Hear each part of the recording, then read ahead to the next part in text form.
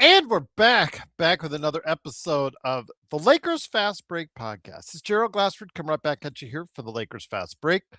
Pop Culture Cosmos, where we cover the latest news and trends in pop culture each and every week, twice a week, wherever you get your podcasts. On the latest Pop Culture Cosmos, I'm kind of thinking now I'm in a good situation because I've got episodes I could put on, or we could go ahead and post our live episode we're going to do Monday morning, hopefully, with me and Josh talking about what's going on with the Paramount buyout and successful bid for Warner Brothers. We could talk about what's going on with Xbox. We could talk about what's going on with Scream, screaming at the box office, getting an all time franchise high.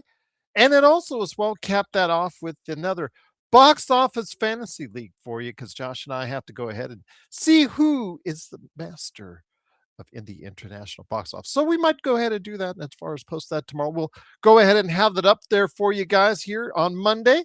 But also, as well, don't forget, I host the Lakers Latest for your Monday, Tuesday, and hopefully morning pleasure. I post about 5 episodes a week right now for the Fan Arc Network. So go ahead and check it out. Lakers Latest, like and subscribe on YouTube as well. And don't forget, my friends, the Daniel Barry Sports Highlights.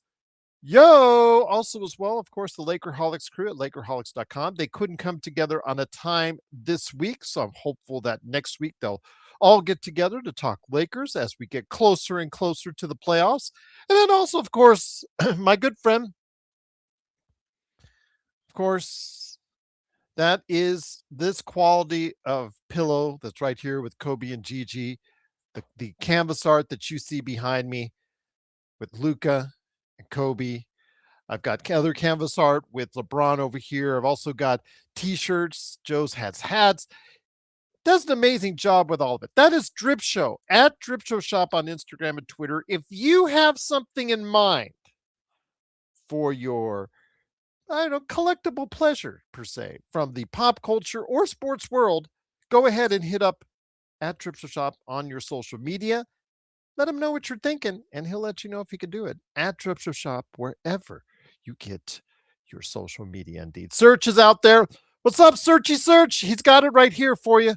Searchy Search right there. That's the Instagram, but he is all over the place on the social media as well. I mean, I'm assuming TikTok. He's on TikTok, but I wouldn't know. Joe banned me. Joe got me banned on TikTok, so I wouldn't know. That whole TikTok universe has been shut off from the Lakers Fast Break. Tear. But anyways, it is, of course, the Lakers Fast Break. Truly great to have you here. How has your weekend been going? Well, after a week of finger pointing, frustration, anger, Clint Capella-isms, the Lakers needed something really good to happen for them. And it started off with the Steph Curry less Golden State Warriors and a thrashing there up in the Bay Area that they were able and most happy to provide when they won by 28 yesterday. And how would they get their weekend capped off on Sunday, coming back down home after a little mini trip, coming back home to the Crypt?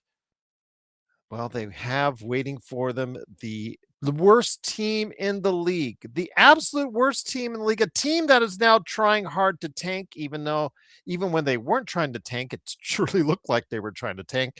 And that was the Sacramento Kings right there for you with the owners of the worst record in the NBA. So just what the doctor ordered. A prescription that was filled for the Lakers was a Curryless team on Saturday and the worst team in the NBA on Sunday. And right from the get-go, again, this team showed no signs of fatigue, of the flight that would be involved, although it's a rather short flight. It's not that long of a flight. Let's just put it that way. 36-18 to get started. And I'll tell you what, they got off to a hot start shooting again. And it was great to see, really kicked it into high gear in that first quarter, 36-18.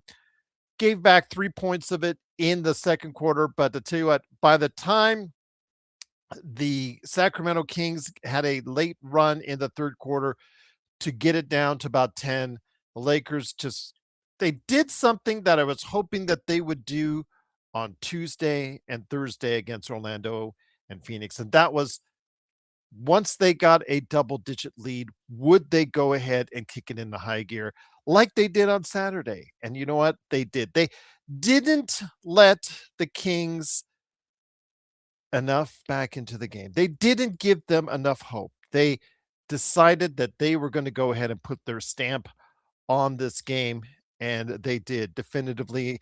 At the end of the third quarter, leading into the fourth, the Lakers finally pulled away to a comfortable lead by as many as, I believe, as many as high as 30 points at one time. Before they took out all the starters, it became a game of garbage time. The Connects, the Theros, the Buffkins, the Bronny James, they all got their points in. It was great to see, and the Lakers cruised once again. What a good weekend for the LA Lakers. They cruised. An easy victory, 128 to 104 after last night's victory as well. Such a great thing to see. El Rosto's in the chat. Truly appreciated. We will make it 3 in a row. We will find out as the Lakers go ahead and make sure they've got their next matchup in mind.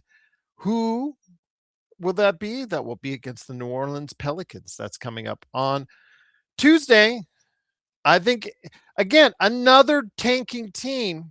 Just what the doctor ordered, El Rosto. Just what the doctor prescribed for the Lakers right now is exactly what they needed. And they do need some of these how should I put it? I said in the I guess it was put taxi cab drivers, I guess was the thing. I think it was tomato cans to say the least. So Arcarino says, hey, great to have you back, Arcarino. Will the Lakers ever have the opportunity to sign Wemby? I would probably say not until his second contract is up. I think there's going to be a situation where he's going to sign an extension initially with the San Antonio Spurs. Unless he gets totally dissatisfied with the Spurs, I'm going to say most likely not until he reaches his late 20s. I'm going to say late 20s is probably his third contract. When he's going after his third contract, that might be a little bit of a sign, but initially it is just too financially attractive to not take the extension offer that your at least your initial extension with your rookie extension per se with your team that you're with now. So San Antonio will give whatever they need to give on that rookie extension. He'll accept it. And I think he's going to have the patience to see what's going there. And right now, obviously, they're doing good things. Yes, I know they lost to the Knicks, but they were winners of 11 in a row beforehand. So I think he likes what he sees in San Antonio. He is a very demanding individual on what he wants his team to do and what he wants his team to win. He's not very patient in a good way, meaning he wants his team to win right away, sooner rather than later. So, yeah, I don't foresee the Lakers being eligible to get him unless he sours on the San Antonio experience for quite some time. So I don't want you to get that kind of hope for that because it's realistic. But here today, a good man indeed. Oh, once again, he is hiding and shielding his face from the public. It is, of course, the man who left on base wanted to go ahead and to let you know that he enjoyed the sadomasochism. I guess on this show is really something that I did not know existed, Joe, because left on base wants you to go ahead and yell at him again. He liked it. Yes, yes, sir. May I have another?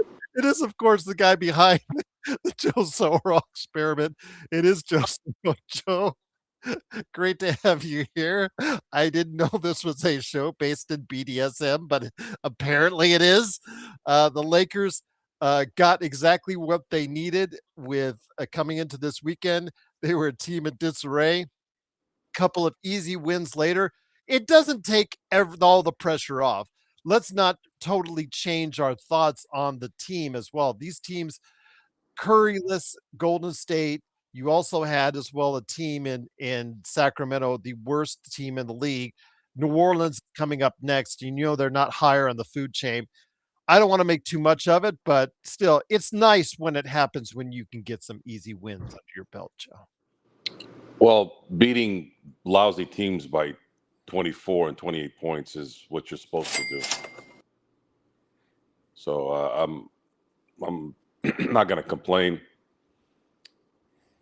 I'm not going to complain. This is I'd like to have another win again in New Orleans, and the schedule's pretty tight. There's really hardly any days off between some of these games. So get what you can get and try to see if you can win a couple of games against some formidable teams in between beating the lousy teams, so you can maybe get back to a 3 seed. They're only 2 games behind the 3rd seed in the loss column. And no, I am not going to play your people's. When I react, I'm reacting. I'm not trying to make people feel good. I don't know what the hell's wrong with you people, man. You guys got problems.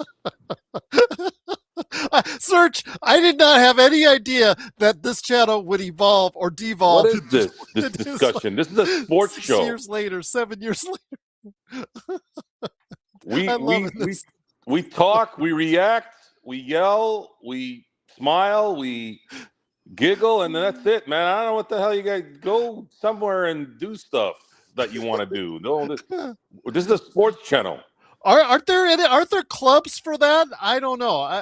I'm not as familiar with that scene, but I'm assuming there's places people can go for that. Yeah, there are. As a matter of fact, my friend Ryan told me about a swingers joint not too far from where we're at here. And of course, as he's explaining the story, my eyes start to squint. And I'm like, how do you know? So, very specific. It's like, oh, really? Okay. Yeah. Mm-hmm. But I will admit, though, I just read the ad. Well, I will admit, back in like early 2000s, I was working with a salesperson. Was around like 11 o'clock in the morning. So, I was just kind of shadowing him in terms of what he was doing. And we walked into a closed gay bar. And as soon as I walked in, I knew, I just started hearing the Blue Oyster theme from Police Academy. I go, oh, shit, we just walked into a gay bar. But it was closed, so we didn't know. And then, yeah, they were accommodating, and they threw a couple of whistles at us. And then I said, hey, listen, man, can we go to another part of town? Because this isn't really my kind of. This isn't where I want to go. Can't say I blame you, Joe.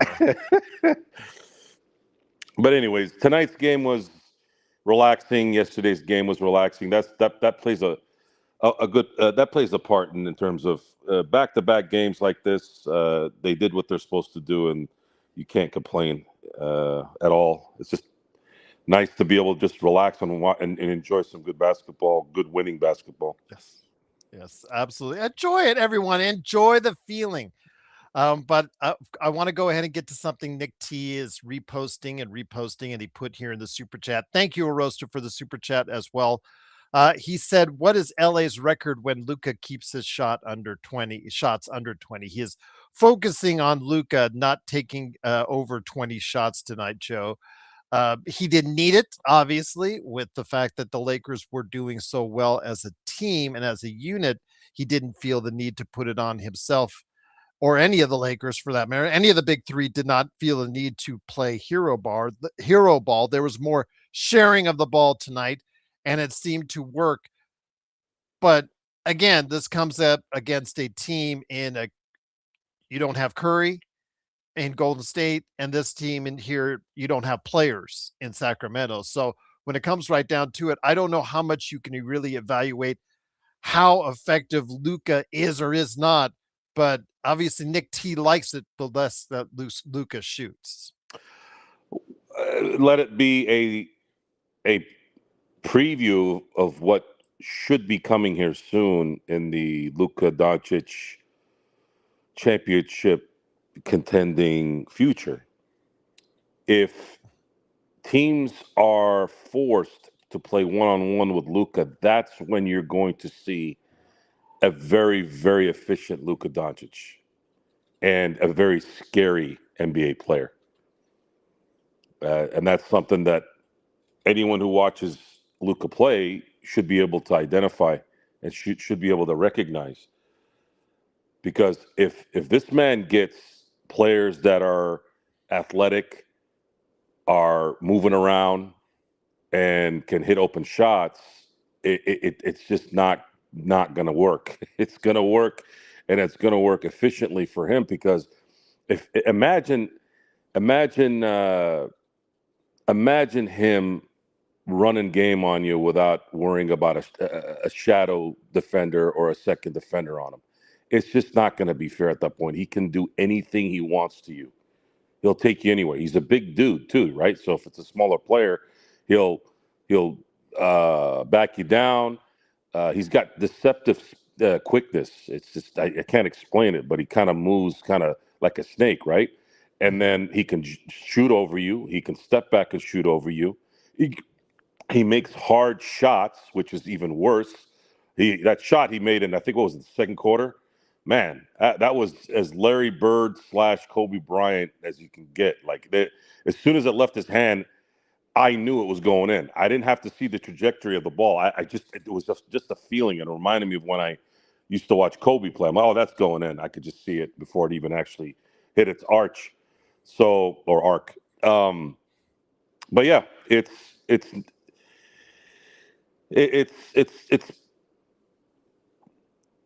nice to see. It's nice to see wins. That's all I can kind of go with right now, and I'm just hoping that they can maybe fulfill what prophecy that JJ Redick has. JJ Redick believes that this team is going to figure it out. Figure that out. I'm pretty sure I know what that means, and if they do, then things could be interesting. But we gotta let this play out. I don't know, Nick. I mean, I'm trying to because I read your comments on a every game by game basis, and you're saying that I think that you're saying that he was unselfish tonight and unselfish on Saturday as opposed to what you think he normally is. But when he goes out, Joe, like against Orlando on Tuesday, and gets 15 assists, I heard no mention from you, Nick, about this. See, that's the thing. Whether the Lakers win or lose, because you always have your eye fixated on Luka, he shot over 24 times. He struggled from the field. Yes, absolutely. But when you're getting 15 assists, is that not unselfish too? I don't know. You know, you're asking for two different things sometimes, Nick, when in your comments. Like, I know how hard you were on Luka on Tuesday. And then suddenly come Sunday, you're saying he's playing unselfish when he got 15 assists on Tuesday, but you called them Westbrook assists on Tuesday. So which is it, Joe? Which is it with the detractors of Luka? And he's just not the only one. In fact, you know, when the Lakers were in the midst of this slide this past week, there were a lot of people, you know, saying that the honeymoon's over for Luka. There were the Dan Lebitard show was saying that. ESPN was saying it. There were a lot of other outlets saying the honeymoon's over for Lakers fans with Luka because of the 3-game losing streak. And I get that, but when you're on one side, it seems like it's very contradictory when you're on the other. Yes, he was very unselfish today because they're playing a team that's not very good, and the other team, I mean, the Lakers, the other players, they stepped up today the way they always should. But when they're not, he feels like he has to put more on himself because of how talented he thinks he is, Joe. I just don't know. With Nick's thinking, it's like, okay, he cannot do anything right in his eyes. I want you guys to pay attention to what I'm going to say right now. Where does Dan Lebitard live? He lives in Florida, or is it New York? And what is the time zone change in Florida versus the West Coast? It's 3 hours. Okay, you're telling me that dumb fat ass is watching the game right now? Well, it wasn't him that said it. It was his show. Whoever's in Florida over there. They're all in Florida. when they do that Okay, show. but ESPN, what about ESPN when Fuck they say ESPN. ESPN hates the Lakers. They've always hated the Lakers. I don't give a shit what ESPN well, thinks. they want to I'm talking play and they about want to Dan talk Levitard. about them every day? Dan Levitard and the East Coast Miami contingency. No matter if it's Luka, if it's Kobe, anyone that's LA Laker, anyone West Coast, they're going to talk some shit. It's just like that Pinocchio cocksucking looking piece of shit, Nick Wright, always talks shit about Kobe and the Lakers while he's sucking on LeBron's nuts, right? So the sources that a lot of these guys get their information from, number one, that toilet that's called X. Then you have to listen to people like Lebitard because these guys are shock jocks and people are attracted to shock jocks. Now, in my case, I'm not. I like the Tim Leglers of the world, or there were a lot of guys that were basketball people back in the day that are no longer there because people want shock jocks so that they can have drama, so they're attracted to the drama. If you think Luka Doncic is a selfish basketball player, I'm just not going to take you very seriously, ever, in anything. Like, I wouldn't even believe you if you said the fruit at your house, it tastes better than the fruit at the supermarket. Even if you're right, I'm not going to believe you. Luka Doncic is not a selfish player, for those of you who don't know this. I think he's very unselfish. I think he's extremely talented. And you also have to understand this is still a team basketball game. And Luka Doncic had to get uprooted from where he was in Dallas, where he wanted to be, and has had to change his life. Yes, I know it's much easier for someone making $50 to $60 million a year to do those things, but he's still a human being, and he still has to take care of himself. And yes, even the rich people have to, change phone numbers, talk to people, talk to realtors, make sure things close and title. Matter of fact, guys that rich, guys with that kind of money have to have their head on a swivel 24/7 because there's always somebody out there trying to fuck them. So let's get past the whole privilege part of this, okay? He's had to uproot, he's had to change his life, and now he's in a position in about 2 months where he's going to finally have the opportunity to see what this team's going to do to build around him. And that is something you should focus on. What we're seeing right now with the Lakers is a residual of the new guard and the old guard that's likely going to get phased out. Good or bad, it doesn't matter. LeBron is on his way out. He is not going to be here for 5 to 10 more years. So until you understand that this is going to be new here very shortly, you're going to continue to allow yourself to be manipulated by the morons who don't probably even watch these games. They're all box score watchers. And then they'll have a couple of minions that they might talk to on the West Coast, in the Central Time Zone, in the Mountain, or whatever. And then they'll take that and use it as facts on stuff that they understand and know. They don't know shit. Again, Dan Levitard has been shitting on the West Coast and the Lakers for 30 years. I don't really give a shit what that guy says. That guy sucks dick on anything Miami, anything Florida. Anything else, it's always something negative. So I don't take that guy seriously for 1 second. But there is the fan base that was getting upset. You know how they are, Joe. You know how this fan base is. You know that there is a certain percentage that will turn on LeBron, Luka, Austin. They'll turn on a dime if they're not produced. That's just sports fans in general over any star athletes, Joe.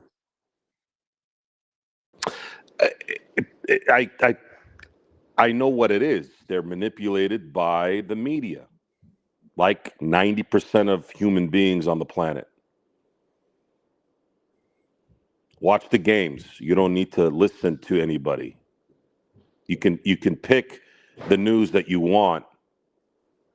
You don't have to watch TV because that's the only source. You can pick certain things that matter. And you should be pretty observant in terms of seeing how a player like Luka Doncic plays and how his reputation is around the league. The only time Luka has received anything negative from his constituents or his colleagues, if you will, is him kind of smack talking and being competitive. I've never heard anyone call him. I never heard the term selfish until recently as a Laker. I've never heard anywhere from any player that Luka Doncic is selfish. And from my viewing, Laker life of Luka Doncic, I don't see him as a selfish player. If he takes ill-advised shots at three, well, when you watch the offense 90% of the time, it doesn't seem to move. So what do you want him to do? It's the old Kobe response. Well, I'm not going to trust these guys if they're not going to work for the shot. I'm not going to trust these guys if they don't want to work and do better. I'll take the shot. I like my chances better at taking the shot. And Luka's shot, even though it wouldn't be efficient, is probably better than watching Jared Vanderbilt try to attempt to do a singular basketball move to the basket on a consistent basis to make things work. It's just not a constructed team for Luka at this point. I know that they've won the last two games. I know it's been nice to see a couple blowouts, but competition does matter, and we need to see how this likely plays out. I think we already know, but there needs to be a moment here where the Lakers need to do some things so that Luka can be efficient. Because if he's got a team that works with his talent, you guys will see what this guy is, and it's going to be pretty amazing. He only had it for a short amount of time in Dallas. He only had it for a short amount of time. Unfortunately, he got hurt. A lot of the guys that they brought in were young, new at the deadline. Luka, I think, deserves to start a season. It might not be the start of the 26-27 season. I keep telling you guys, I think the real year where we're going to go into, let's say, a true championship contending run is after 2027. And then at that point, you're probably going to see a 5 to 6 year run there where you'll have a team that's built around Luka. Once again, it is the Lakers. They get the easy victory. A nice, comfortable weekend. How good? No pressure. All the frustrations, all the pressure that we have been feeling as Lakers fans among the team themselves in the locker room, that seems to has dissipated a little bit with a nice easy weekend as the Lakers finish it off with a 128-104 victory. The Lakers are still in sixth place in the Western Conference, but they now move within a half game, Joe, of the sliding Denver Nuggets. And I know that there's already some talk. I did have some interactions with people already that are counting out the Denver Nuggets. I just can't at this point, Joe. I think we've learned over the course of two series in this decade not to count out Jokic and the Nuggets. I think that Aaron Gordon, the loss of Aaron Gordon right now, I mean, statistically, when Aaron Gordon and is part of your starting five in Denver, it has worked and it has worked real well. And if he's healthy, not pulling a hamstring, not limping out there, he can be really effective for that team. So him not being in the lineup is really a problem right now. And I'm going to go into more of this on Monday, hopefully with Caleb Ponce on this as far as Denver is concerned. But I wanted to get your thoughts on Denver, and I'm not ready to count them out just yet. I'm not paying attention really to any NBA teams at the moment. I'll worry about that when the Lakers are in the playoffs and we can focus on the realities of how that plays out. I'm hoping that they end up playing the Houston team versus a Denver or a Minnesota team. I think if they can get their momentum started with a team that I think they have a chance to beat and win, then things can get a little interesting. The longer you wait to play some of these teams, the better it might be from a confidence standpoint and as well as a at this point injury standpoint. How do we know that Denver's going to make it to the second round with the full squad, or if something might happen to Oklahoma City? We don't know that. That's one of the few things in that's unique now in the NBA is you really don't know who's going to be there. So you can't really fold. And and looking at you know and going back to talking about Luka Doncic, if Luka Doncic is dropping 31 points and hitting from 57% from the field and hitting 50% from three and getting 8 assists a game, I want to know what language, whether it's English, Swahili, German, French. I want to know what language, and when you see those statistics with wins, where you can, logically say that that man is selfish. Because last time I checked, if somebody's shooting 50% from three, especially at the volume that he's shooting it at, yeah, I think that would probably be what I want. Just kind of keeping it real from that standpoint. One of the things I did want to ask you, with the rest of the season whittling down to about 20, 23, 24 games left in the season, do you have a desire for this team as far as in the rotation to mix in a little bit more youth to see if there's any of the young players? Well, the two ways can't really help you in the playoffs at this point because that's now beyond it. But the Adu Thieros, the Kobe Buffkins, or anybody else, and are you wanting to see more of in the rotation than you are seeing now? No, because this team isn't really. It's basketball. Offensive set IQ is not really there. It's not interchangeable. Even though you would have a drop off in talent, when the system is good, at least the fundamentals are there. They may be a step or two off because of experience or whatever, but this team doesn't really have that kind of set. It's very erratic, and putting young players that might have some athleticism that maybe their predecessors don't have. It just doesn't look like it's going to matter. This team is the one great thing about this team since the deadline was the fact that Rob did this team a huge favor getting rid of a useless player for Kennard. Kennard has been a breath of fresh air, and if things can get a little bit better from an execution standpoint, I could see Kennard hitting some shots in the playoffs, and it meaning something in a playoff game. That's a good thing. So Yeah, the 5 assists, though, is what really impressed me from him today, the 5 assists. and you're talking about a guy that's been playing with this team for what, 3 weeks. Mhm. So maybe it gets better as the year goes on. But I've been very, very, very happy with that. Props to Rob for making that happen. It's been a breath of fresh air, and it's improved the team, at least off the bench. So when you're looking at the likely rotation of this team, I see LeBron, AR, Luca, Rui. Uh, I don't know what the hell DeAndre Ayton's going to be on this team at the end, but obviously he's going to be involved. You have to, right? And then you got Jackson Hayes, you got the Kennards. You're going to have a 7-man rotation going into the playoffs.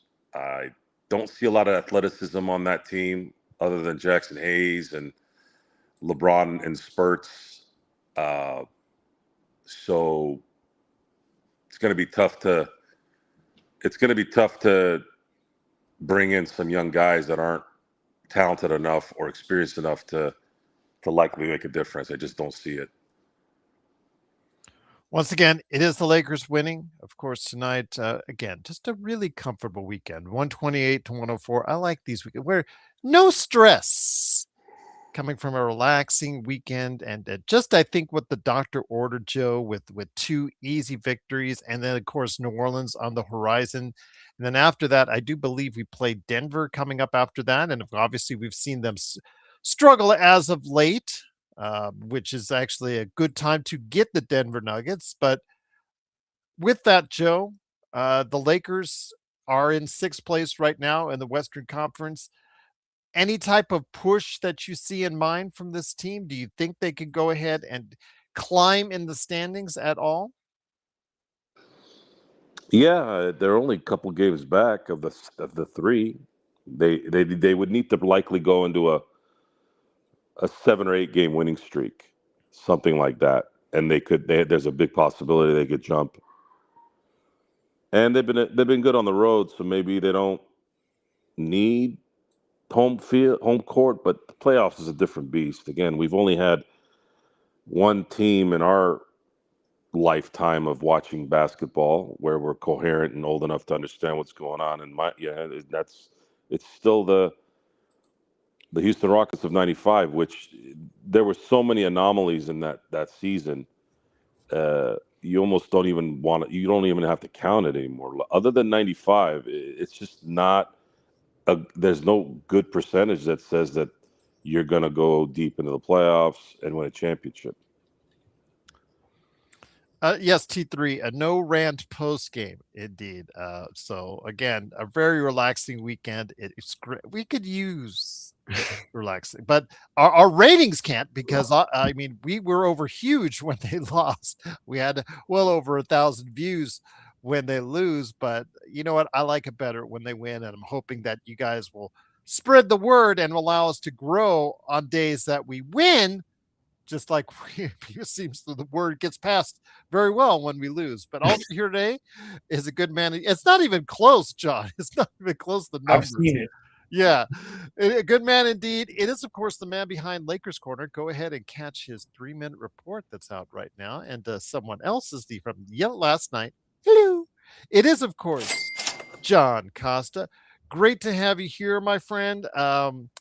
You missed the BDSM part of the show and the program. I will explain to you in John a little doesn't bit. know what that means. I know what BDSM means. I'm trying Yes. to figure out what's the context behind that here. Somebody before you even started the show left on base got yelled at in yesterday's one before leaving a comment relating to cancer. So I guess he must have enjoyed it because before he even started the show today, he was asking for another. Thank you, sir. May I have another? So yes, that's where we're at. He doesn't know where that's from either. I don't know where that's from, but shit, I know what BDSM is. And I was just kind of figuring out what the context behind that. Shout out Drip Show, man. Hey, Drip Show. I just did my 3-minute recap, and I haven't got a haircut in a minute because I'm about to get a haircut on Wednesday because I got a really big interview on Friday, and I wore your hat. So shout out to you, Drip Show. There you go. Absolutely, indeed. At Drip Show Shop, wherever you get your social media. So, John, the Lakers with an easy Luka Doncic birthday weekend. Let's just go ahead and title that. Just absolutely relaxing. 2 big wins.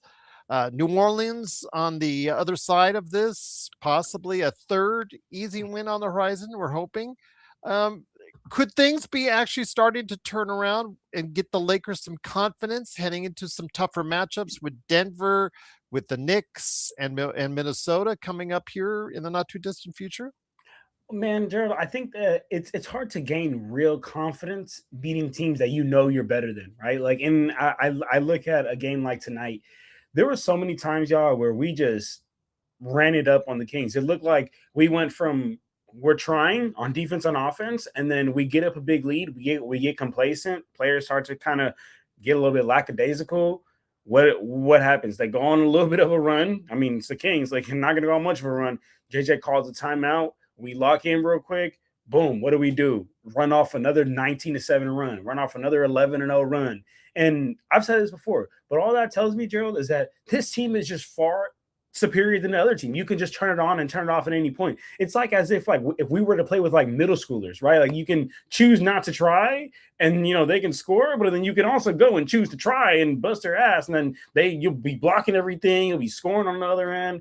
And that's literally how it looks. And with these next upcoming games, Gerald, that's kind of how I see it, to be honest with you. If we win, good job. You handled business. You did something you should have handled. If you lose, it's kind of like playing a girl. It's a lose-lose situation in a way here with these next upcoming games for the Lakers. But to answer your question specifically, though, Gerald, no, I don't think that that's going to give us the confidence that we need to go compete with the top dogs in the West and in the East, in the league, to be honest with you. And I didn't catch all that Joe was saying before I got on here. But what I did catch is him saying, I think he was talking about how like the Rockets won back in the day. It was like a lower seed. And I don't know if you guys were alluding to potentially that the Lakers could win, but I definitely don't think so. I don't think we can win a championship, even regardless of the lower seed. We're just not there yet. And what's up, Deshaun? Nice to see you, brother. I would pull up the comment, but I'm just not a guest on here right now. But No anyway, worries. Let me go ahead and see if I can find it. Yeah, Lakers Corner. What's up? What's up, Deshaun? Nice thank you for joining us. Truly appreciate it. Joe El Rosto with a super chat, truly appreciate it. Says, will Ayton be a Laker next year? To give you his $5. contract status. Well, hold on, let me just say this. His contract finding status. change in his couch.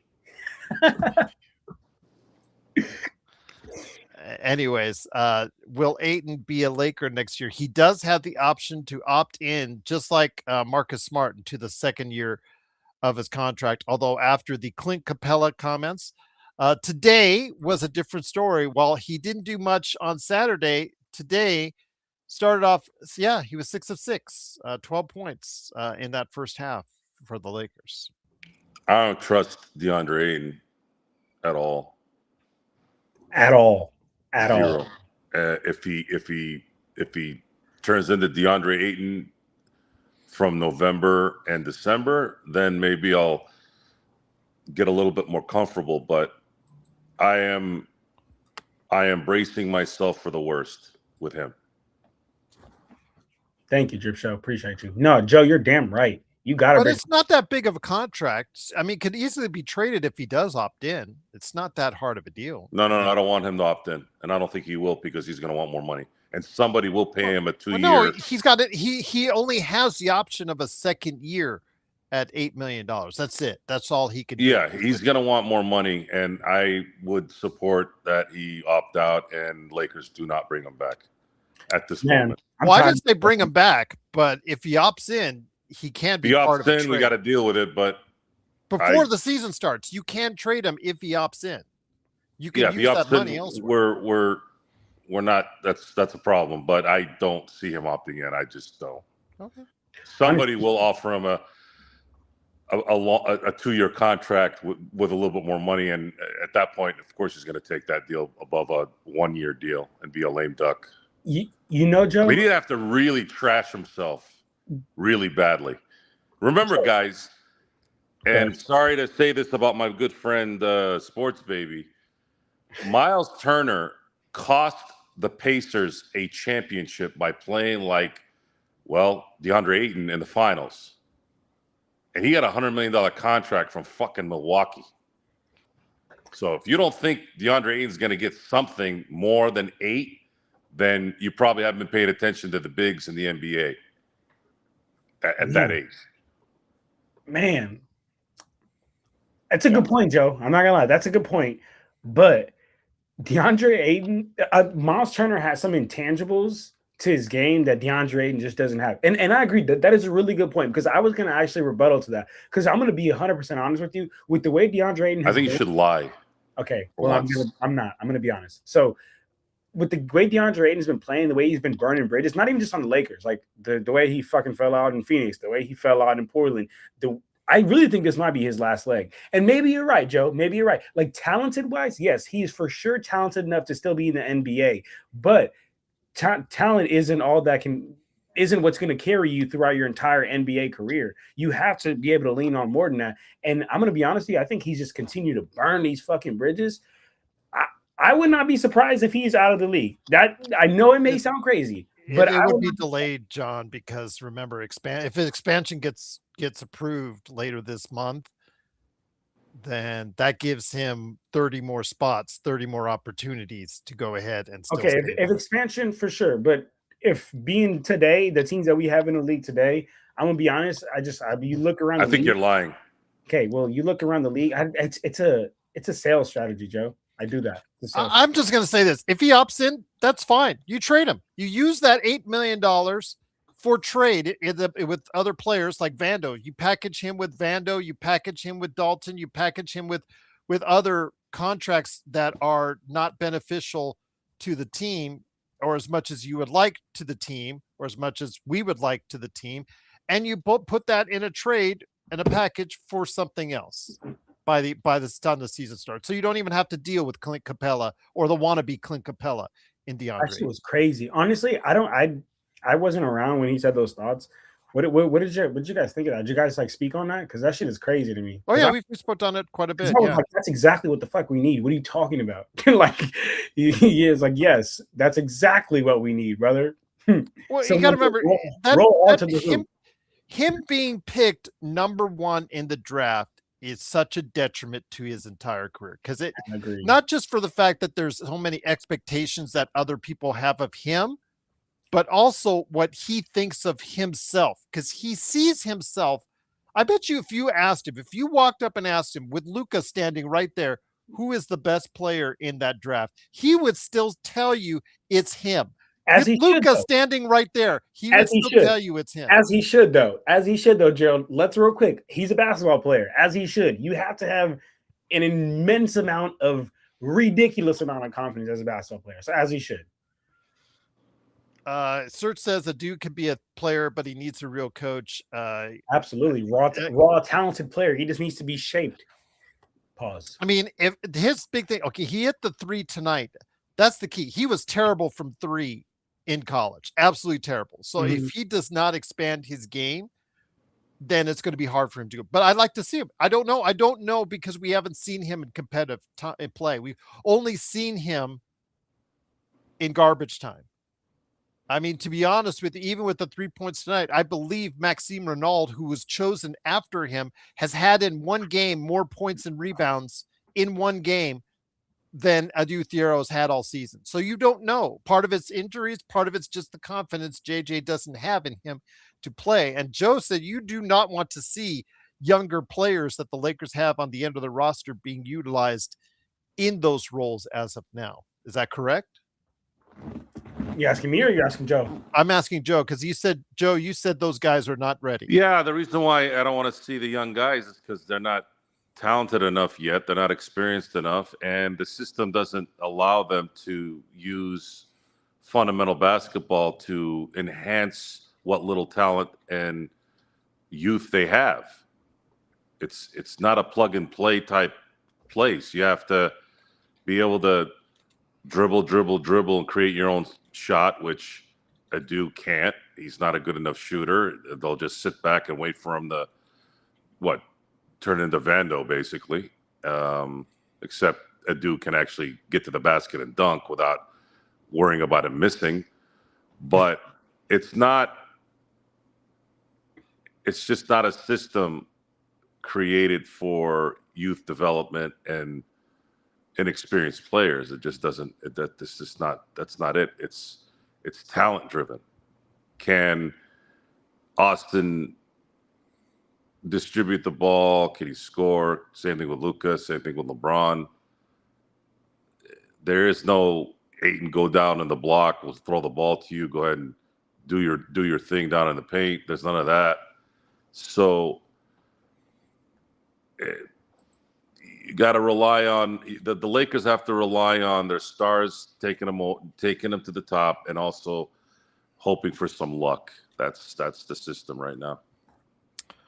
Trojan, just to answer your question, I believe the Lakers had almost 5 days off in November for when they were met up against Utah twice in a row. That shit was crazy. I remember it was like because he was asking because Phoenix has had several days off since they played the Lakers and wanted to know what was up with that as far as for the rest of I quickly scanned through the rest of the year, and I think the biggest break that they get is 3 days off. In between, or no, 18 to the 21st, something like that. It's 3 days, so it's most of the days. It's just like it's going to be every other day for the Lakers for the rest of the season. Yeah. So, it is what it is. Unfortunately, I mean, right now you got to go ahead and you just got to play what's in front of you. And New Orleans is coming up next, John. Again, this is a team where they're not trying to tank, but their record sure doesn't seem like it, because they don't get the pick that they're earning right now. So it seems like right now we should be looking forward to another good game from the Lakers. That confidence they'll need because, again, after that, you've got Denver, who is, I mean, they're sliding right now, but I'm not going to put anything past them. Then you go ahead at Minnesota, New York. You've got home games against them. You've got some tough stuff on the horizon, but it's nice to get some confidence builders before you do. Confidence builders, I don't know, because they're weaker teams. So I feel like it's just handling business. But what I do think it's record bolsters, if anything, right? Just helping the win totals. So like I said earlier, we just better not fuck around and slip any of these games. Because these games are, in my opinion, record bolsters. Like that's it. Like that's it. I don't think we're gonna be feeling like, damn, all right, we just smacked the Warriors, the Kings, and the Pelicans. Bring on OKC or bring on Nuggets. I don't think they'll be feeling like that, but I do think that they'll be like, okay, cool. Well, shit, we got 3 more wins in the win column versus having 1 more, 2 more, whatever. And we see how bunched up this West is. I'm looking at the standings right now. We're a game. We're a half a game behind Denver right now in the Western Conference. And what are we, a game and a half above? I think we're 2 games now above Phoenix. 2 games, yeah, I see that. Because of their inactivity, we've moved to 2 games above them. Well, shit, yeah. I mean, so to my exact point, you see how important that win column is. So to be able to get 3 easy ones, I mean, I'm saying 3. We haven't took care of New Orleans yet, but I'm hoping we take care of that easy. But to get 3 can make a difference, in this bunched up West. Joe, we've had 2 good days in a row against bad teams, but of good shooting. The thing that I think a lot of people are going to point out is that the Lakers have had 2 good days in a row shooting from 3. Anything you could take away from it, or is it sustainable in the least, or are you just waiting until the first decent team that comes along that throws a defense at them and it will revert right to where it has been most of the season? Yeah, they played 2 really bad defensive teams.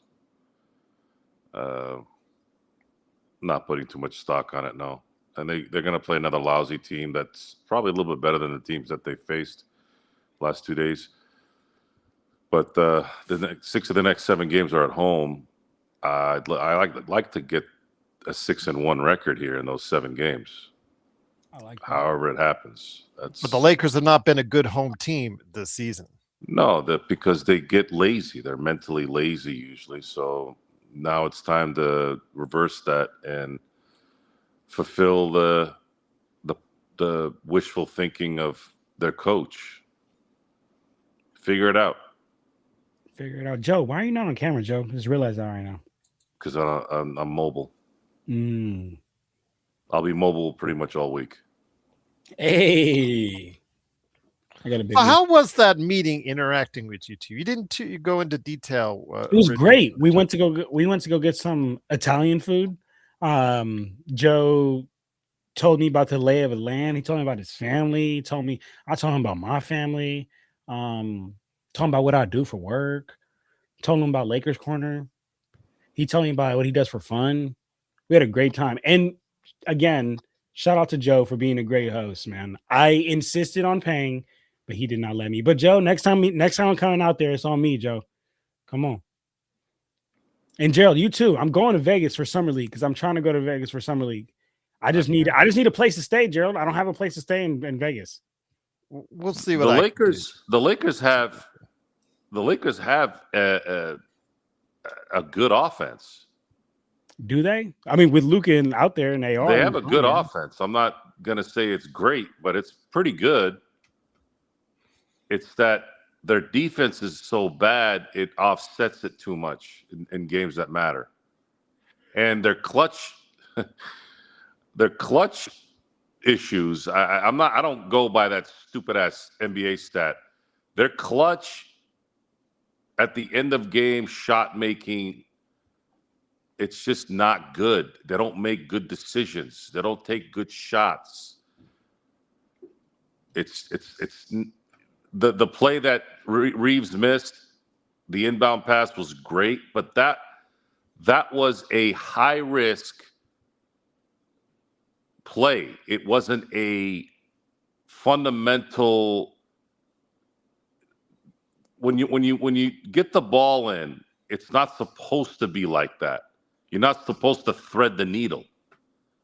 It's supposed to be an easy transition to the player that needs to be able to shoot the ball. And in that case, because there was no time on the clock, it was the perfect play. But I'm talking about the plays before then that they didn't make, that would have allowed them to make the right, that would have allowed them to be patient, create a shot that could win them the game. And of course, clutch isn't just making a shot; it's being able to stop the other team from making a shot.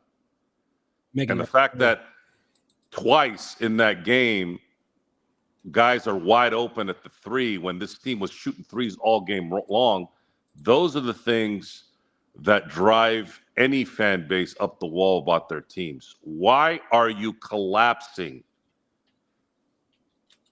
Why are you collapsing to the basket with two guys wide open at the behind the arc? It doesn't make any sense. Is it a jump?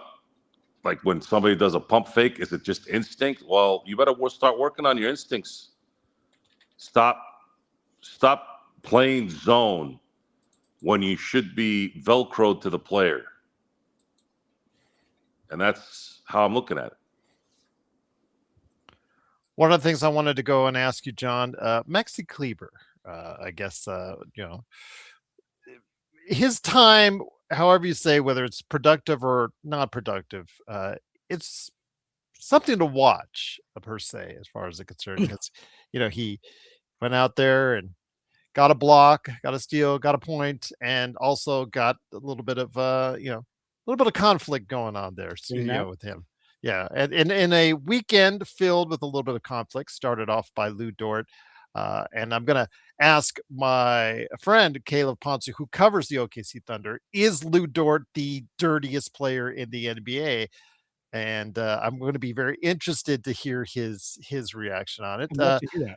Yes. Maxi, but your thoughts on Maxi? Because again, I don't know if he is going to stay in the league. He's one of those guys that at the end of his contract, he may not have a place in this league. So I'm wondering what your thoughts on Maxi, if he could still play at a level consistent of the NBA. I mean, honestly, I think he might be out of the league, to be honest with you. I think this is this is about Maxi time. I don't see any team that Maxi can come on that's like, all right, cool, like this guy right here is going to be like the difference maker or a glue guy, or this right here is a piece that we're missing off our bench or anything like that. So I'm gonna be honest with you, I think Maxi's time has ran its course in the NBA. I mean, shout out him. He's been doing his thing last couple of games, right? But I feel like I heard someone say this. They said like necessity is the greatest teacher. I feel like that's just here in Maxi's situation. It's just like necessity's kind of been the greatest teacher at times, because we have certain games where like Aiden's been hurt and then only Hayes has played, or vice versa, and he's had to gotten some backup minutes, got his legs going under him. Can score. He's a talented basketball player, but I don't think he's going to be contributing to not any team in the NBA, to be honest with you. Like, wow, this is the guy we need right here. This is what I think. But what do I know? I'm just a man with an opinion. Joe, DeAndre Ayton, again, we talked about him earlier, Mr. Wannabe Clint Capella, that you do not want him picking up the second year of his contract from.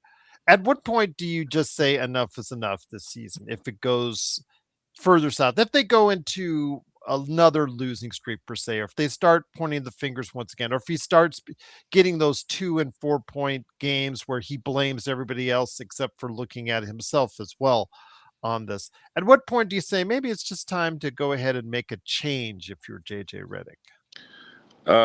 Kleber's not going to be able to replace DeAndre. No, Kleber. but it would be Hayes. It would be Hayes is not enough. You saw that last year in the Minnesota series. He will get, even though he's slightly better than he was last year, he's just they'll spread him out and he will be rendered useless at that point. The Lakers are in trouble if DeAndre Ayton does not clean up his act. They need him. So it's not a good sign. Not a good sign indeed.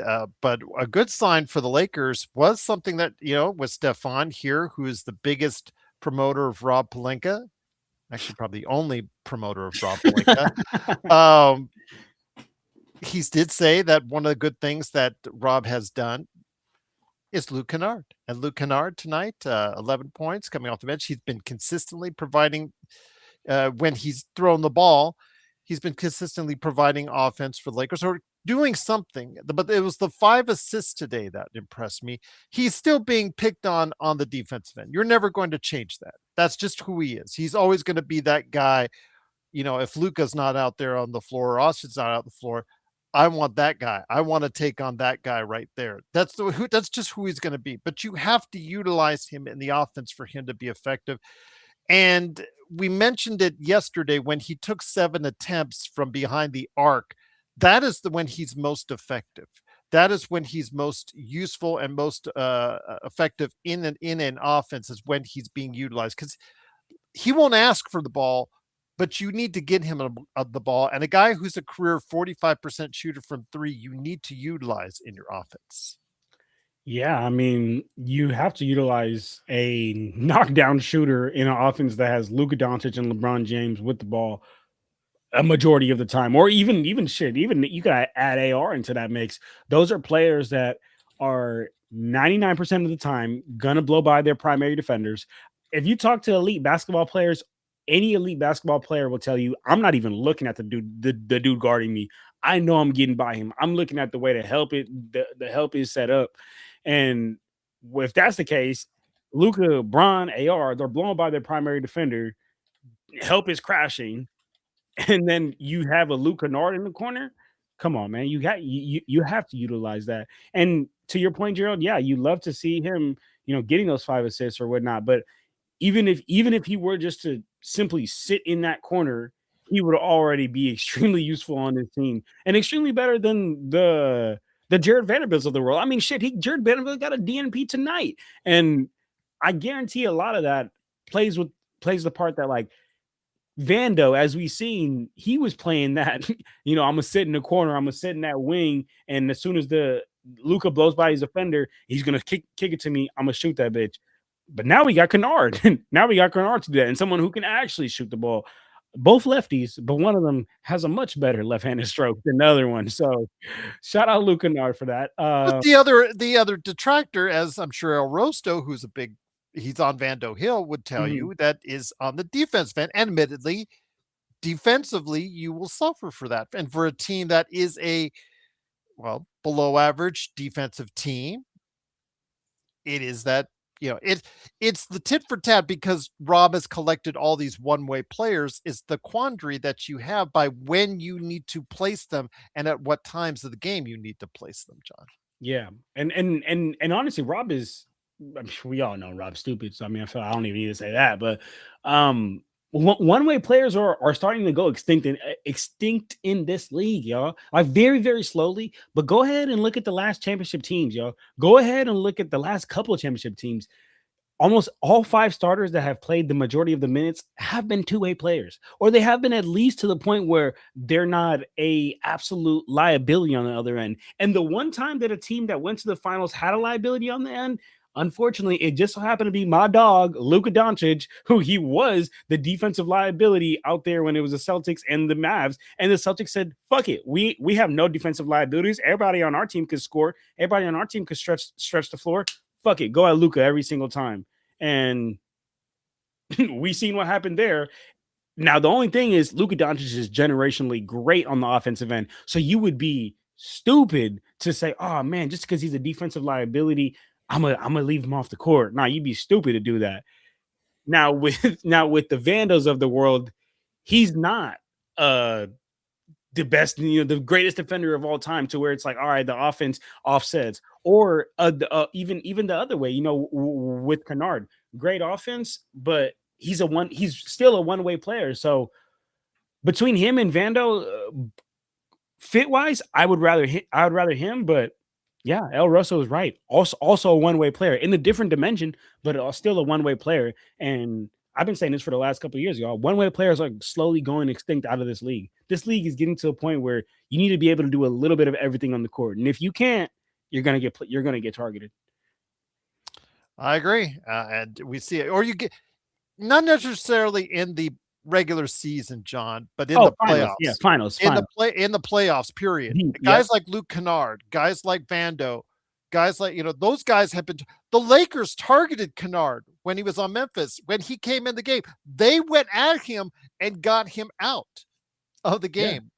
He was very ineffective in that series. Same thing with Vando when he played against Denver, targeted him as far as on the offensive end, and they got him played off the floor. So again, these, like you say, these one-way players, if you're not effective on both sides of the ball to the point where you're not targeted, then does become a problem. And it will be a problem for Luka. Absolutely. Yeah. I know, to Nick T's ears, loving the fact that we're saying, possibly concerning things about Luka, Joe. It is his defense. And if this team does want to go far in a playoffs run, maybe this year, maybe next year, whenever, Luka has to step up on the defensive end to at least be passable enough for the Lakers to get on by. Issues have been more so team oriented, not just Luka not being well. It's LeBron not playing well, Reeves' inability to play well, DeAndre Ayton not being able to play, at least create a resistance down low. Vando will have a moment here and there, but his basketball IQ is so bad. You've seen how he hasn't really played much lately because it's draining. It's a draining proposition for JJ to have to continue to watch an athletic player be so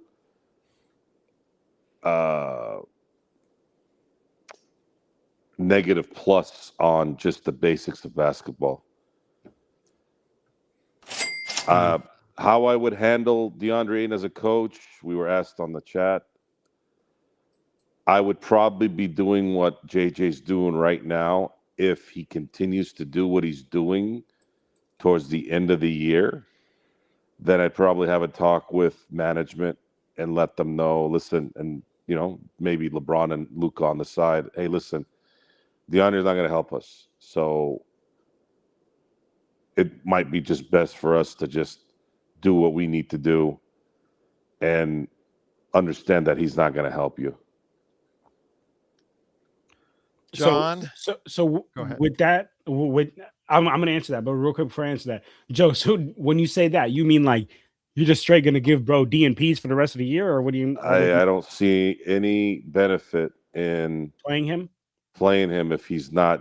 If DeAndre Ayton isn't helping in terms of rebounding and continuously allows himself to get backdoored or allows leaking behind him for easy layups, I don't really see how that's really going to build the morale on the team. It almost would be better to just let Jackson Hayes get into foul trouble and at least he plays his ass off, and put in Kleber if you need to back him up. I don't think you can fix stubborn. Once a player is stubborn, you're just not going. You're going to be wasting your time dealing with that guy. I know. I see it. So before I get to Stefan Piscano's generous super chat, somebody had something nice to say, or sorry, not so nice to say to John. He said, Hustler Inc. says Lakers corner is uneducated. The Mavs defense was great in the finals, held Celtics to 101 points. It was the Mavs offense that failed to average 93 points in their losses. Kyrie was a ghost. Before you say anything, I will point to Brian Windhorst, who during that presentation by ABC specifically pointed out during that series Luka's defense and that's what the fuck I pointed out. And that's why, Gerald, this is why I fucking hate people sometimes on the internet that have fucking selective hearing. You fucking dumb fuck. I never said the fucking Mavericks. I said the fucking Luka Doncic was the fucking defensive liability, and that's why the Celtics went at him every fucking game. So don't fucking come on here making dumbass fucking comments if you don't listen to what I fucking said, you idiot. Anyway, I'll re fucking say it because this fucking dumbass can't hear. Luka Doncic was a defensive liability, and every fucking game, every fucking possession, they went at him because he was defensive liability. And my point was, you cannot be a one-dimensional player in this league and get far in the playoffs. Man, bro, I mean, that's documented. Okay. Shit. Yes. Oh my goodness, bro. Like, it's just fuck. Like, there's some people who are just fucking stupid in this world. Yeah, but he's right. He's right on the last one. What was the last one? He's right on the Kyrie Irving. Kyrie Irving was an but I said that, but no, but that's the thing. I never said Kyrie didn't go ghost. I said if Kyrie does not, I don't know. I still don't know what happened with him, other than the fact that maybe he just Boston. He fucking shitted his pants. They were killing him in Boston. And you got to remember, in the playoffs, in the finals, John and Joe, they do play harder defense than at any point in time of the season. So you're not going to get your typical 115, 120 that you normally get in an offensive format. But when you have someone, even when all that defense playing at a higher level, all that happens, you have that one player that's still not there. They're still attacking. They're still going at, and they kept on attacking Luka. Boston did. And it was noted. It was noted not just by Brian Windhorst. It was noted several times by several different. Just replay all the shows that were going on during. But there's fucking dumbasses like fucking Black in the chat and that Hustler who swear they fucking think they're right, bro. Shut the fuck up and watch some basketball and listen to us, and you might learn something. God damn, God. Just these people are so fucking. I mean, Black, Black. Black, again, watch the fucking game. Black, shut the fuck up and watch the fucking game. He got targeted. Okay, brother. Yes, watch the game. Targeted. Yeah, but the ain't no Dallas. So if he's not Dallas lost that series. If he's not because liability, Joe, totally different series. When you have a star like Kyrie not show up, that's huge. That's huge. But when you have 5 players on the Celtics who can switch 1 through 5 and they can all go offensively, and you got one player on the Mavs that can't, and that one player is Luka.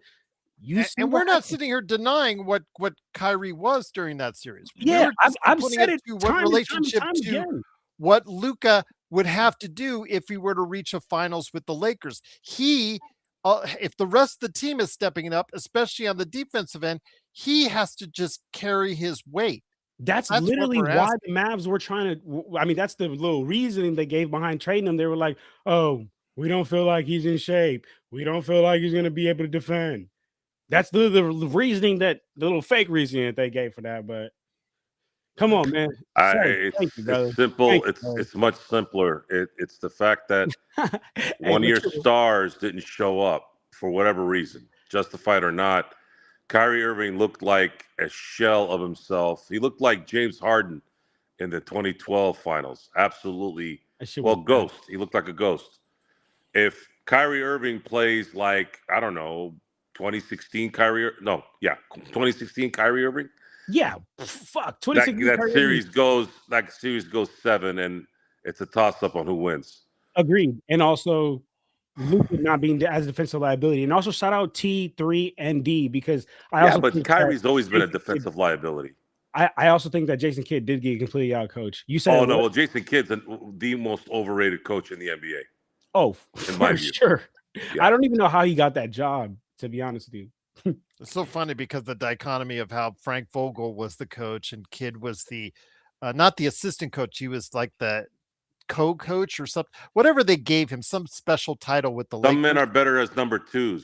And then it has turned around where Vogel's now the number. Darvin Ham isn't even a number 5. Come on, Joe. It's funny though, real quick. I just want to say it's funny because when he got hired to the Lakers, remember, like, everybody was backing him, being like, "Oh man, this guy's been such a great assistant around the league. Like, this guy's gonna be such a good head coach." And man, that shit went south so fast. Like, that was one of the worst coaches. It was the first game.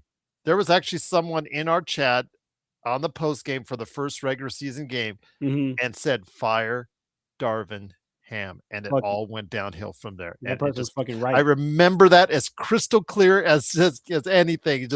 I just saw it pop up right there on my screen. Fire Darvin Ham, Shit, and you it was should've just listened to like that guy.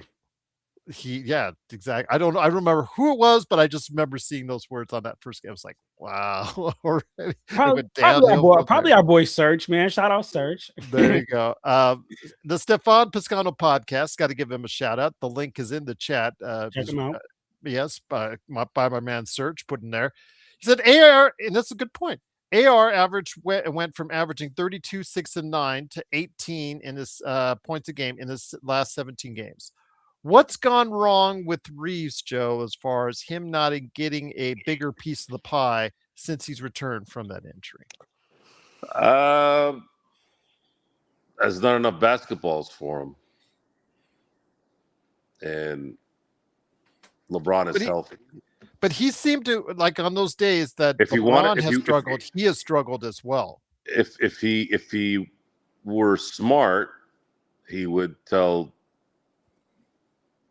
JJ, you know what, maybe just take me off the bench, put me on the bench, and let me run the second unit and drop 20 to 22 points a game.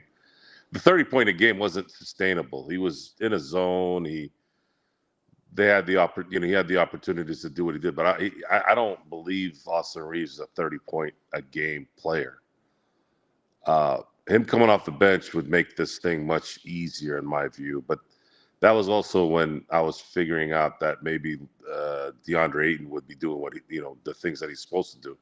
So I don't really know. You think that 92 points earlier in the season in 2 games was just fool's gold? You have to understand something, guys. I know people get enamored by stats, and there's certain stats that have merit, right?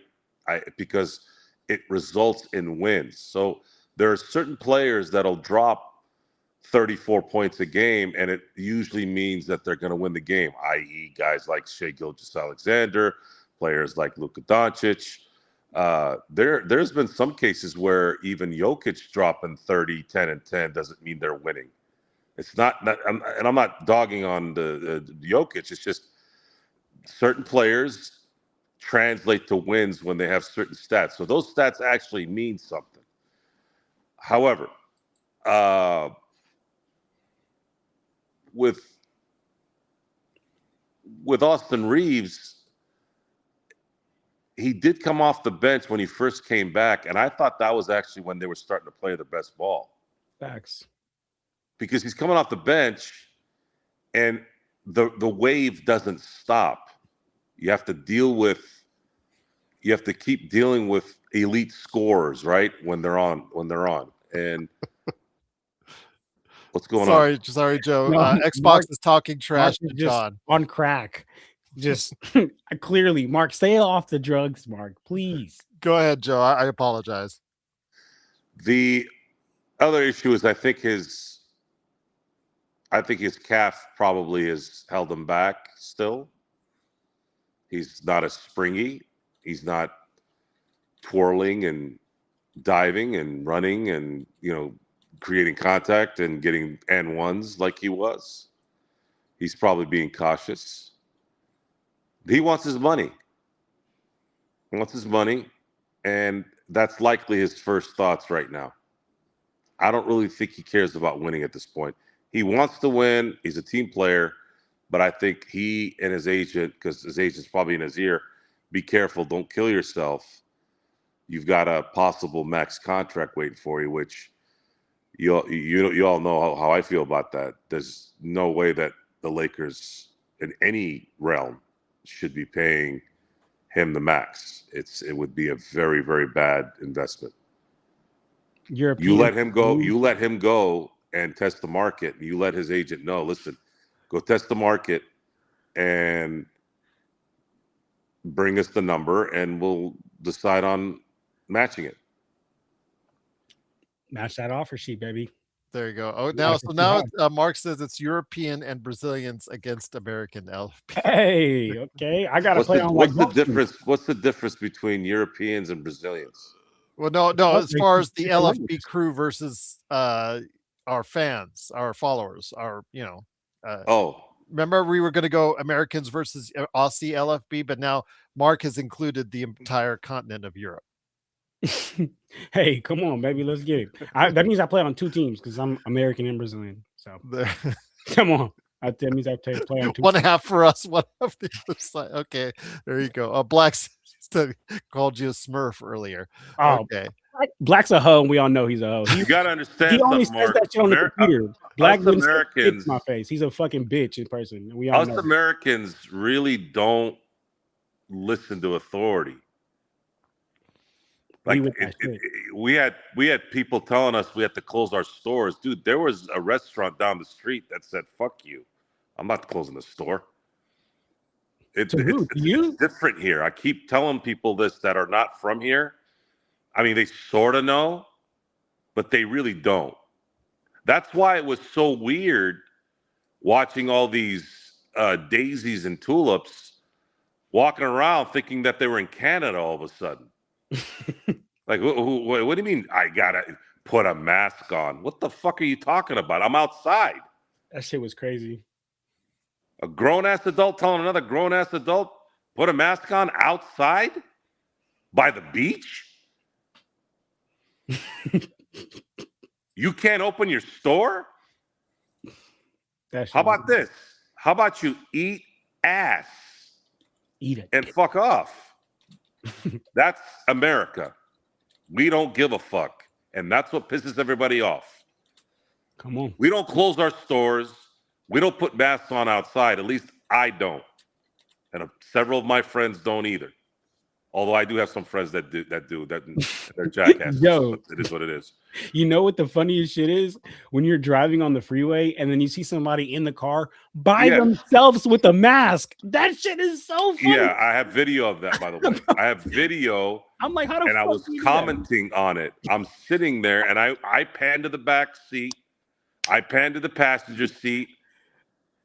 This dumb moron had her windows up with no one in there with a fucking mask on. Joe, you should have seen it. The Bay Area was fucking filled with Asian people like that. It was just Asian people have a little bit of a little bit of room to do that because that's where all they that's did in culture. China. That's based in their culture. Yeah, it's a culture you go thing. overseas, because it's so populated in such condensed areas. Yeah. But what drove me and nuts, pollution related. It's also pollution related as well overseas. It's outside. That's the part that I didn't understand. I go, what do you mean put a mask on outside? Oh, that shit's funny. What are you talking about? So we got here because people need to understand that Americans have immense pride in our culture. So we're not losing the fucking game. And then we have a lot of Americans here that don't like other Americans who are proud to be American for some reason. That shit's crazy. You don't want to. No, I'm not in Orange County. America? I'm inland more. People hate on America but want to live here. That shit is the craziest shit. John, so let me go ahead and get back to the Lakers. Once again, the Lakers do win. Easy victory for them. Great weekend for the Lakers, 128-104.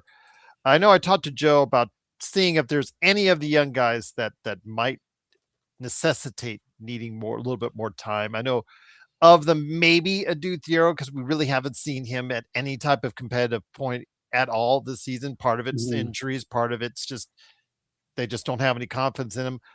I want to see what the kid has because he's on a multi-year contract.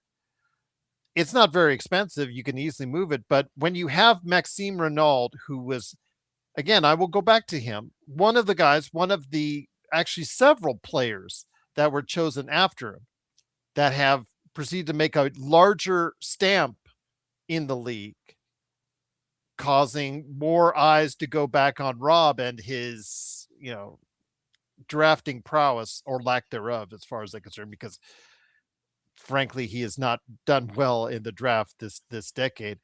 I want to see what the kid has. I'm not calling him a bust. I'm not calling him success. You don't know because you don't play him. So Yeah. you don't really know what you got in a Duthiero, but it's concerning when you see players that are getting the time like Diawara in New York or Renault getting a double tonight for Sacramento again, because that's like the third or fourth in 2 weeks for him.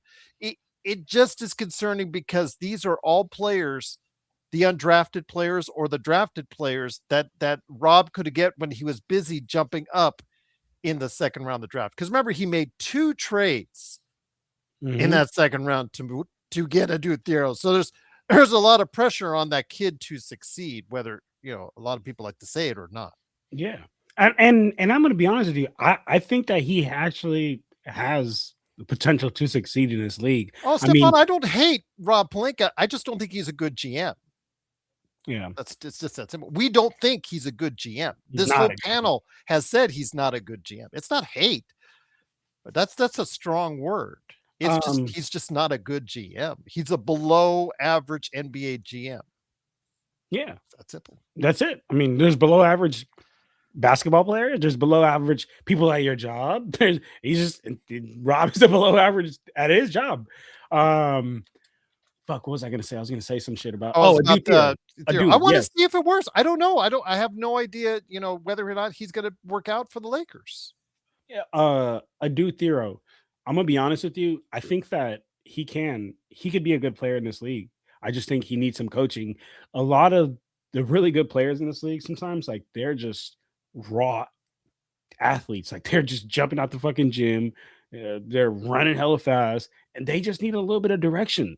They need somebody with a lot of basketball IQ to give them some direction and shape them and form them. And I think that a dude there needs that. Now I'm gonna be honest. One thing I don't think the Lakers are good at is growing like young talent. Like they're just super like I want to be headline. I want to be headline. I want to be a headline. So they don't have time to grow a young talent. Now I think that's something that we should do, but is this something that we're gonna do? Probably not, to be honest with you, because I've seen it. I've watched Lakers for so many years, and we don't we don't do that. They don't invest in the young talent much. So I say all that to say, I do think a dude theory could be a good player in this league. I think it was Allen or No Joker. It was somebody. I was in the Discord like later in the game. Because he hit his three, which is again got to be a big part because he was terrible at threes in college, but he is athletic. He gets to the line. Though that's his game, but if he can find room to somehow be a stretch player for this team and still play at the level athletically and defensively like they project him out to be, it can be a good pick for Rob. Yeah, it can be, and I think that he can work out to be a solid player in this league, but he needs the reps and he needs the attempts and he needs the minutes. All good players in this league had a time to go out there and make mistakes, learn, get your reps up, fail, fuck up, realize, okay, that's not how this shit work. Now, next time I'm coming different. Next time I'm coming different. But if you don't get the opportunity to do that, shit, you can't never learn. And what I was gonna say was, like I said, I think it was Allen or No Joke or somebody in the Discord said it. They said like, and I agree. Why the fuck is end of game minutes, even if it's garbage minutes? I know a do Theo guy in there. Why has it been going to Bronny? Like, I don't understand why he's been going to Bronny. I mean, I do understand why he's been going to Bronny. I know it's because JJ got the job because of LeBron, and that's LeBron. That's Well, LeBron's also son. the crowd, For when sure. it gets No, big, they chant I Bronny like he's understand a that. novelty. I mean, But this fuck is that this though, is Gerald. 1985 with Chuck Nevitt all over again. When it was 30, the Lakers would be up by 30 or 40. They would chant for Nevitt, and wait until the 7'5" guy comes in there who really Gerald, I understand that. didn't have a lot of But talent. fuck that though, Gerald. We're all Laker fans here. We're not here for a little carnival show. We're here to, if we have a chance, let's explore some of these hidden gems. Let's explore some of these young talents. Let's let a dude Thero get some reps, get some real game possessions in, and figure this shit out. That's just where That's I'm what at because with it. I don't know. I don't know what really to make of him on a competitive level because Joe, he has not been as of this point in any game where it's competitive. He's not come in the second quarter really and given, like a 5 to 7 minute, stint to see whether or not he can really be that 3 and D player or lockdown defender that this team hopes he can be, Joe? Yeah, I don't. Okay, without having a system and the fact that he has raw talent, that this, I think Adu is going to need probably a couple of years to be a truly effective part of a rotation player. And worse than that is he's too injury prone at this point. I think he's always injured, and that's not going to help, especially At at what this young point of age. do you have patience for him? I mean, Yeah, should you this have team have patience. patience for him? Yeah, you can. I don't think second round pick is usually a option one. Usually, it's well, if we can kind of get lucky and pick the right player there, then cool. If not, well, it is what it is. But I don't like that a guy is constantly hurt. I don't like players like that. It's again, it sucks. It sucks out all the morale. It's you go into every game wondering if this guy's going to be available. He's got the talent. He's got the athleticism, but it's just not enough in today's game. You got to have the ability to be available. Well, Fucking again, legend in the building. yeah, legend is here from Come I Got on. Next Sports Media. I look down, I Legend. look up, and I see a legend. There you go. You see a legend indeed. Legend, great to have you here, my friend.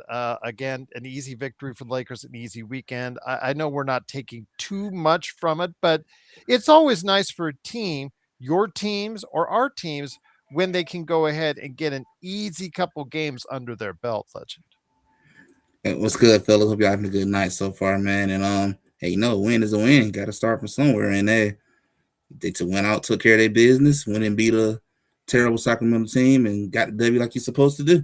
You just keep on marching. That's what I say. Well, then I'll ask you this: with what's going on in the Western Conference and Denver starting to slide, do you see?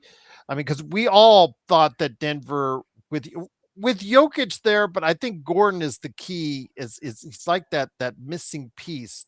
He's in there and he's healthy with this team. They can really click, but if he's not in there, Denver is sliding right now. Denver, it shows that Denver is nowhere near the team that I think we thought they would be. That's just letting you know that they're vulnerable right now, and things can still change, and the seedings are not finalized just yet. This is still an anybody race, and that just lets you know that it's looking like Denver is probably not they're a contender, but probably not gonna win it. I should say they in the mix, but they probably won't win it. And it just let you know that they got some weaknesses on that team right now, and we noticing it. But they're sliding, and that's a chance a lot of Lakers or anyone else can take advantage of. While they slide, that's your chance to jump over them. That's your chance why they continue to slide down. So you just got to capitalize on these opportunities as the Western Conference team kind of beat up on each other and see how things play out. I think 1 and 2 is probably solidified, but 3 all the way down to 6, those seasons can be anywhere. So this thing gonna definitely come out to the very last day. John, Joe, and Legend, before we get on out, I want to go ahead and hear your thoughts on the week ahead. Let's go ahead and start off with Tuesday against New Orleans at home. Thursday, they're on the road at Denver. Denver's not actually, surprisingly, John, they're not actually a good home team this year, just like the Lakers.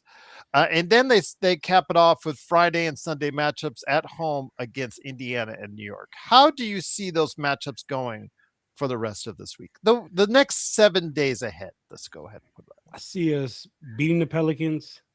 I see us losing to the Nuggets, unfortunately. Despite their struggling? Despite their struggling, I see us unfortunately losing to the Nuggets. I mean, I'm gonna be honest, Gerald. This Lakers team, we beat the Suns, we beat the Warriors, beat the Kings. If we beat the Pelicans, it's a 4-game winning streak. I don't know if we're gonna keep that boat rolling, to be honest with you. Pacers, I think we get a win. Man, the Knicks, that's an early game. The Lakers struggle early games. We're going to lose to the Knicks. The Lakers always struggle with those early games. But which Knicks team are you going to get? Are you going to get the Knicks team that seems to be at each other's throat when they lose at MSG, or when they beat the Spurs when the Spurs were sizzling hot, just like on Saturday. That I can't tell you, but what I can tell you is that the Lakers usually suck at those early morning games. So for the fact that it's a 12:30 game on a Sunday, I'm gonna go ahead and go with the L on that one. And then Timberwolves is the last game. Let's say we beat the Timberwolves. Come off a loss, get a win next game. Timberwolves impressive victory on the road against Denver. So, all right, they're starting to put things together. But I hope you're right. We can go ahead and get the home victory on that. Before I get it over to Joe, what are you up to on Lakers Corner? Yes, check me out on Lakers Corner. YouTube, it's Lakers Corner. I do 3-minute game recaps. Instagram is Lakers_corner. TikTok, it's Lakers Corner 24. And yeah, follow me, guys. 3-minute game recaps, all type of Lakers content. Trying to get to 8K on Instagram, so get me there. Almost there, man. Appreciate you guys. But besides that, great Lakers win, man. Great Lakers win indeed. Joe, what are your thoughts on the next few games? Let's lead it into the Minnesota game. How do you think the Lakers will do? If they want to get the 3 seed, they got to win 6 of 7. That's how I'm looking at this right now. I like it. Simple and short and straight to it, Joe. That's what they say. Sometimes less is more. They've thrown away enough games. It's there's 22 games left. It's time to put yourself in a position. If JJ Redick is indeed correct, this team needs to figure it out and start playing playoff basketball right now. And if you bust the tire going into it, then you weren't meant for it anyways. It doesn't matter. Stop playing half-ass. Stop missing games. It's time to get your body ready for a 4-series run, and at least mentally. Whether they do it or not is obviously up in the air, but it's time. It's time to put yourselves in a good position to where you can win the first round for once, and then see what happens from there. And I don't know how much to take, Stefano, because I know it's been brought to our attention. The fact the running gag was that he's shooting better from 3 than his father. Bronny is substantially better than his father, but when does he get a chance to shoot? I know that people will throw out, he only plays in garbage time. So you could probably hit it, and I could probably hit 40% from 3 in garbage time. I don't want to take a whole lot from that. It is better. It's promising, but let's see. Okay, throw him out there for like 5 games in the second quarter, and let's see what happens there against, first and second teams for the other side. And that's what I want to gauge. Theoro too. I want to see what those guys can do if they're actually NBA players at this point in time. Because if they're actually NBA players, they can play competitive basketball at the end of a first quarter or coming into the second quarter or when those games really count and matter. John, you were going to say something before I was going to say real quick, for anyone talking about that, like Bronny's shooting better than their dad. Yes, guys, sample size really matters. But if you really want to see this through and see Bronny go play up against starters in this league, go to the beginning of the season when we played against the 76ers. Remember when Tyrese Maxey was absolutely... That was last season, but I know... Oh, it was last season? He was having his motherfucking way with Bronny. Like, oh my God, that shit was crazy. I felt like I was watching like varsity scrimmaging against freshman team. It was... But how has it improved? It has. He goes... but I mean, to shut everybody up.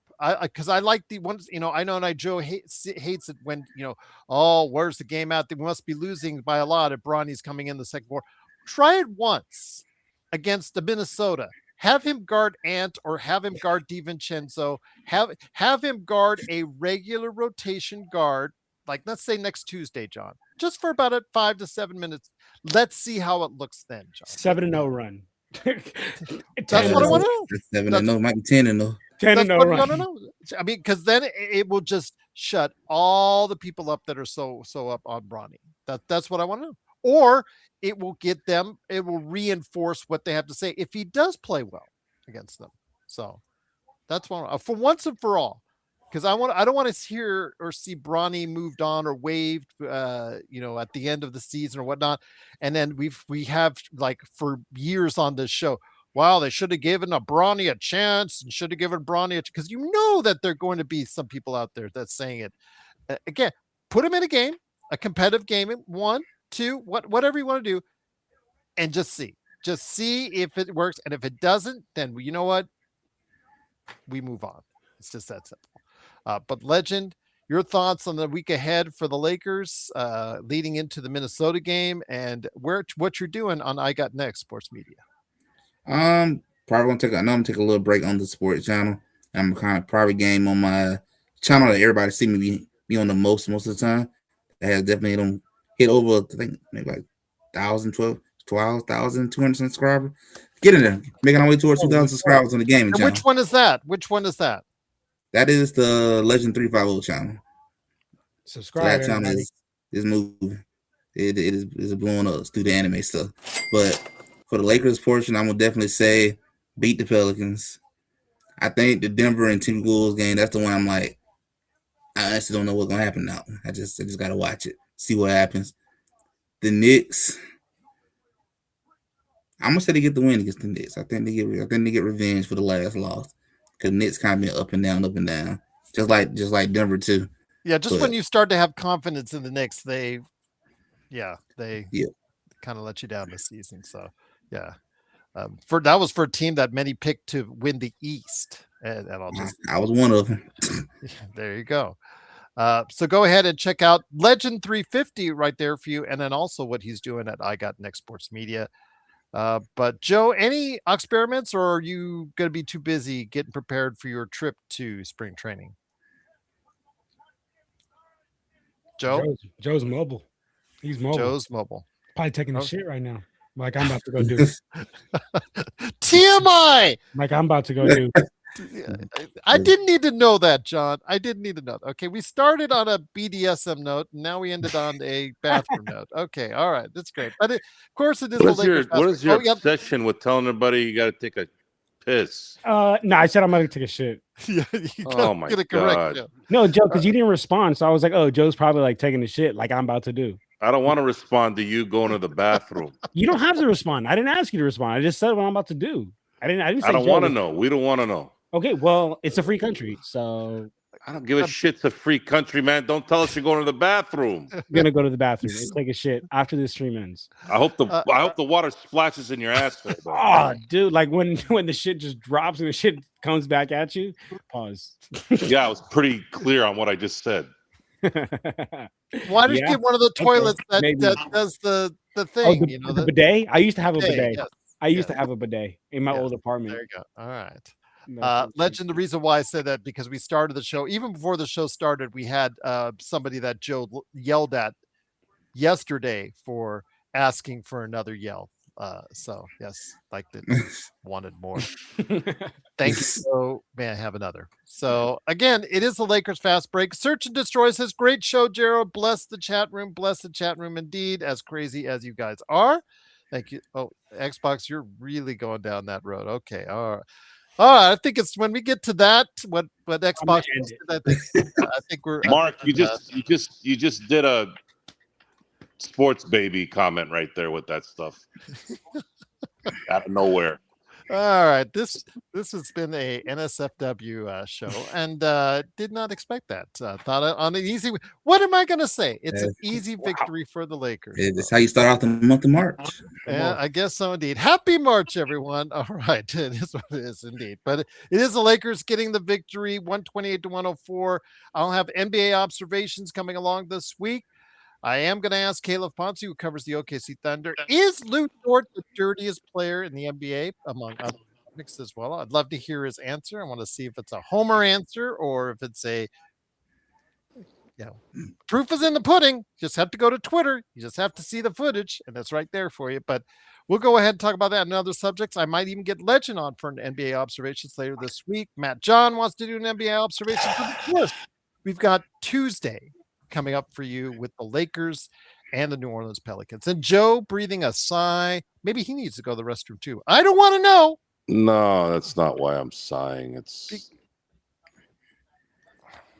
can't go one show without having to hear Diddy's freaking bullshit. Oh, because yes, Who said Diddy? if you look up, if you scroll up, because the Who do you beads, think? the beads were mentioned no. by Mark. The beads that of a certain area and region of the body were mentioned by Mark, and then people went there from there. The one and only. Yes. All right. So toilet humor is abound. Get some sick people out there, man. All right, guys. That's for sure. And they're in our chat. But it is, of course, the Lakers winning 128-104. We'll be back, of course, for a post game on Tuesday and NBA observations all week long, right here as part of a great Lakers weekend. Happy birthday, Luca. Great Lakers wins right here on the Lakers Fast Break Podcast.